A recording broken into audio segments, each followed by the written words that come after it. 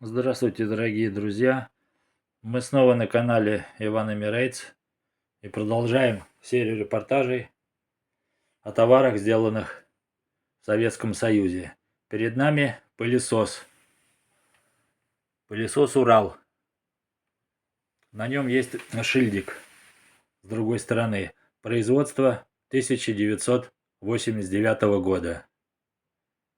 То есть больше 35 лет. И он в рабочем состоянии.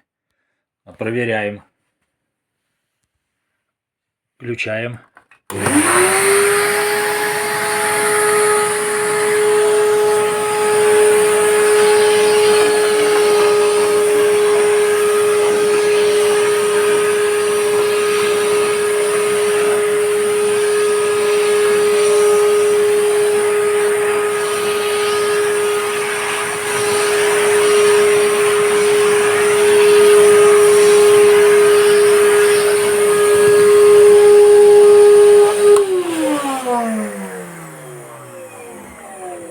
Как видим, пылесос в отличном состоянии, в полной рабочей форме.